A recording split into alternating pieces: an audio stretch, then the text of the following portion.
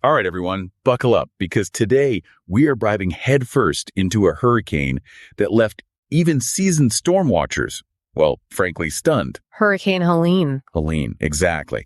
Now, you might think you've heard it all, but trust me, this storm, it threw everyone some serious curveballs. We're digging into an article, 5 things you might have missed about Hurricane Helene, and let me tell you, the name is spot on. Yeah, this wasn't your average hurricane. Not even close. First of all, we've got to talk about these storm surges. I mean, picture this, 15-foot walls of water. Places that had never, and I mean never, seen flooding were utterly changed. The article even mentions Steinhatchee, Florida, completely unrecognizable. We're talking about a perfect storm of, no pun intended, a bunch of different factors that all came together, the size of Helene alone, combined with the specific way the coastline is shaped.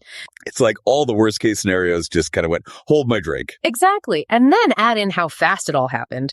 Helene went from like a casual tropical storm to a Category 4 hurricane in less than 24 hours. It was mind-blowing. Well, that's got to be one of the scariest parts, right? I mean, talk about a need for speed. How are people supposed to react in time with that little warning? That's the million-dollar question, and honestly, a huge challenge. We call this rapid intensification, and it's becoming scarily common. The warmer our oceans get, the more fuel these hurricanes have to power up at terrifying speeds. So it's like we're practically handing them a supercharger. Basically, yeah. And here's another kicker. It wasn't even the wind that caused the most havoc. Oh, you mean the rain? Yeah. Yeah, that was wild. The article hammered that point home. 20 plus inches in some places. Entire towns were underwater. We're talking damage that put some slower moving storms to shame. It really makes you realize we focus so much on wind speed, but Helene, that was a wake-up call. 100%. This is climate change staring us right in the face.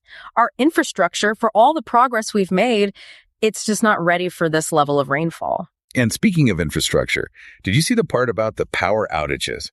Millions without power, some for weeks.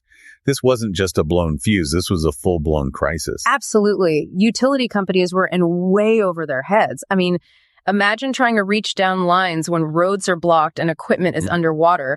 They were reporting over 60% of their service area in the dark, according to the article. It's like something out of a movie. I can't even imagine the economic fallout from something like that. It's a massive blow, no doubt. It really underscores how fragile our systems are, especially with these more frequent, more intense storms becoming the new normal. And if that wasn't enough, as if Helene decided to add insult to injury, it's the timing of it all. The article mentioned that while everyone was picking up the pieces, guess what? More storms on the horizon. Bingo. Isaac, Joyce, they were lining up like, hey, remember us. This is what makes it so worrisome.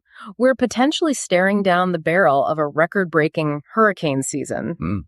Are we ready for round 2, especially when those areas are still reeling from Helene? That's the question. It's like Helene was Mother Nature giving us a sneak peek at what she's got planned. And it's a question we all need to be asking ourselves. How do we adapt? If Helene is the new standard, not the exception, what kind of future are we building?